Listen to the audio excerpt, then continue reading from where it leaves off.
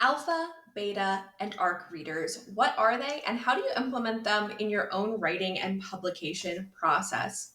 Hi, I'm Willow Asteria. I am a dark fantasy romance author, and I'm here to break down these three reader types for you and provide some tips for you to implement them within your writing and publication process. Before you even think about using any of these types of readers, you need to complete your first draft. That is going to be key before you even move on.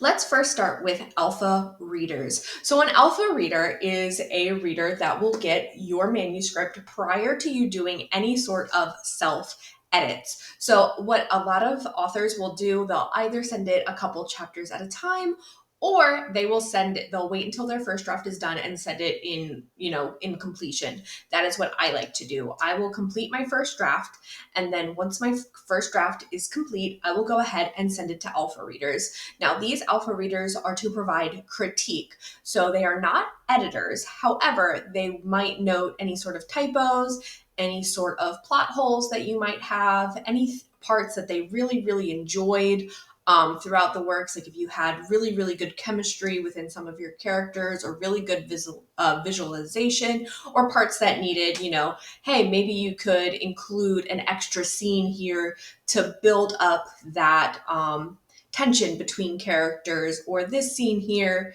seems to be a little bit bare. Please include some visual scenery. That way we can kind of get a better picture. Things like that. And again, they will do this prior to you doing your self edits. Now, once you get back those critiques, this is the point where you would go ahead and do your self-editing process. I did post a video a couple weeks back about how I go through from once I finish my draft to getting the book ready to go to a professional editor. So make sure you check out that video. I will link it here on the screen for you. And then once you're done with those self edits, there's kind of like two paths that you can go. I have one that I prefer in regards to beta readers. So beta readers, like alpha readers, provide critique just in a different point within the process. So they typically will get it after you're done your self edits. So once you're done your self edits, you can send it to beta readers. And this is what I recommend if you're going to be using betas.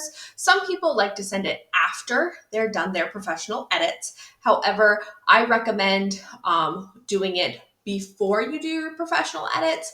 That way, any sort of changes that you do will go through a professional editor. But yeah, they'll provide similar critiques, any sort of typos, any sort of, plot holes, things that they like, things that they don't, things like that.